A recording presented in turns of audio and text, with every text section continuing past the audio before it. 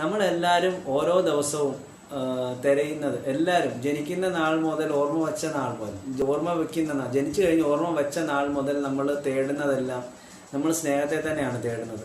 അപ്പോൾ എത്ര പറഞ്ഞാലും നമുക്ക് തീരാത്തത്, നമ്മൾ ജന്മം തുടങ്ങി ഈ യുഗം, നമ്മുടെ ഈ സൗരയുധങ്ങൾ തുടങ്ങിയ സമയം മുതൽ, സൗരയുധം ഉണ്ടാക്കിയ സമയം മുതൽ, ദൈവം ഉണ്ടാക്കിയ സമയം മുതൽ അന്നും ഇന്നും നമ്മൾ തേടുന്നത് സ്നേഹം തന്നെയാണ്. ഈ ജന്മവും ഈ നമ്മൾക്ക് കിട്ടിയ ജന്മവും എല്ലാം നമ്മൾ സ്നേഹത്തിന് അധിഷ്ഠിതമായിട്ട് കിട്ടിയ ജന്മമാണ്.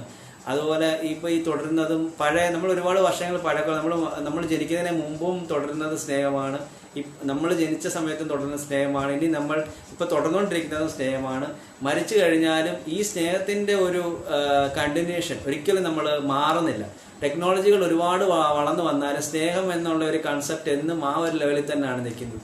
ഫാഷൻസും സ്റ്റൈൽസും ഒക്കെ ഒരുപാട് മാറി മറിഞ്ഞാലും സ്നേഹം എന്നുള്ള ആ തീവ്രത അത് മനസ്സിനുള്ളിൽ എല്ലാവർക്കും ഒരേ രീതിയാണ്. എത്ര പഴക്കം ഉണ്ടായാലും ഇപ്പോൾ പുതിയതാണെങ്കിലും കുറച്ച് ടെക്നോളജീസ് വളർന്നിട്ടുണ്ടെന്നല്ലാതെ. അപ്പം നമ്മൾ എപ്പോഴും തേടി പിടിക്കുന്നത് നമുക്ക് ഏറ്റവും പ്രിയപ്പെട്ട ഒരാളെ നമ്മുടെ ജീവിതത്തിൽ ഈ ലോകത്ത് എല്ലായിടത്തും തിരഞ്ഞെടുത്ത് പ്രിയപ്പെട്ട ഒരാളെയാണ് നമ്മൾ തിരഞ്ഞെടുക്കാൻ പോകുന്നത്.